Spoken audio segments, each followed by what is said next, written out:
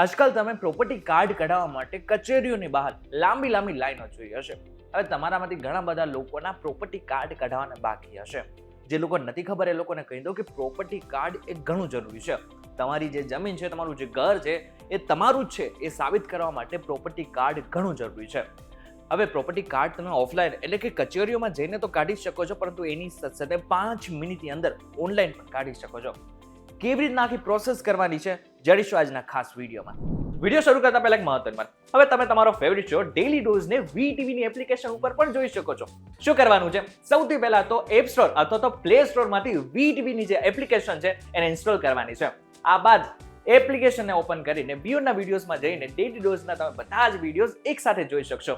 હવે આપણે વિડીયોને આગળ વધારીએ. નમસ્કાર અને welcome back folks VTV digital ઉપર તમે જોઈ રહ્યા છો ડેલી ડોઝ અને હું છું આપનો દોસ્ત કરણ ચડોતરા. ટાઈમ વેસ્ટ કર્યા વગર સીધા ટોપિક ઉપર આવ્યો.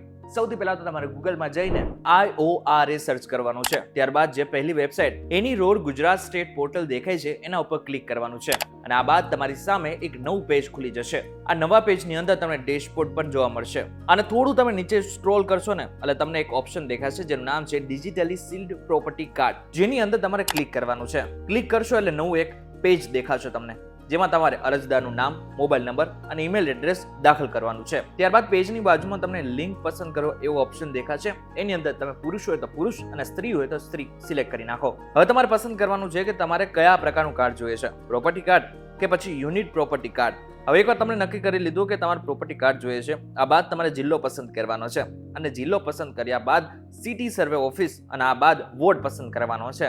આ બાદ તમારે એક સર્વે નંબર પસંદ કરવાનો રહેશે.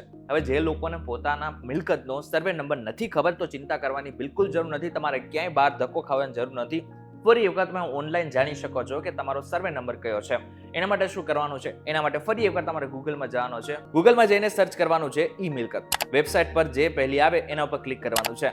ત્યારબાદ તમને એક પેજ દેખાશે જેમાં તમારે જમીનનો રેકોર્ડ ચેક કરવા માટે શહેર એના ઉપર ક્લિક કરવાનું છે અને આ બાદ તમને એની અંદર અલગ અલગ ઓપ્શન દેખાતા હશે. એમાંથી તમે સૌથી સરળ ધારણકર્તાના નામ પરથી સર્વે નંબર જાણવા પર ક્લિક કરો. આ બાદ તમને ડિસ્ટ્રિક્ટ, સિટી સર્વે ઓફિસ અને વોર્ડ પસંદ કરવાનું કહેશે.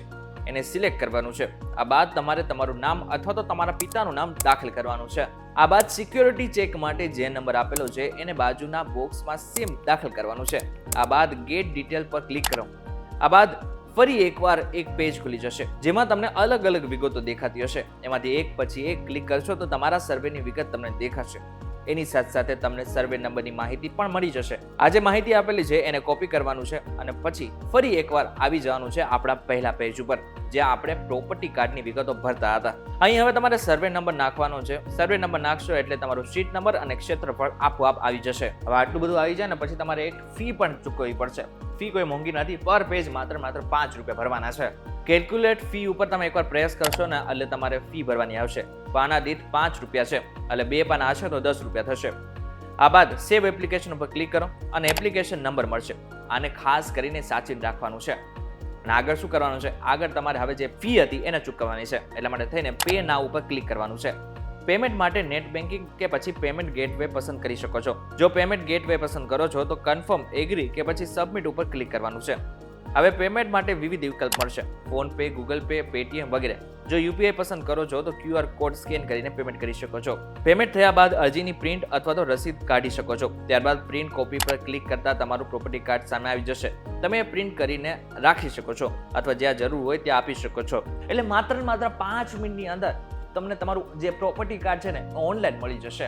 એટલે કચેરીની બહાર લાંબી લાઈનો લગાવવાની કોઈ જ જરૂર નથી. માત્ર તમારી પાસે સર્વે નંબર હોય ને તો તમે આરામથી આ પ્રોસેસ કરી શકો છો. હવે તમારે શું કરવાનું છે? તમારે આ વિગત છે ને એ તમારા WhatsApp ગ્રુપમાં શેર કરી નાખવાનું છે. ફેમિલી ગ્રુપમાં આપી શકો છો જેથી એમને પણ લાંબી લાઈનોમાં ઊભું ના રહેવું પડે. આ વિડીયો પસંદ આવે તો વિડીયોને લાઈક અને શેર જરૂરથી કરજો તથા આવા જ ઇન્ફોર્મેટિવ વિડીયોઝ માટે VTV ડિજિટલ સાથે જોડાયેલા રહેજો.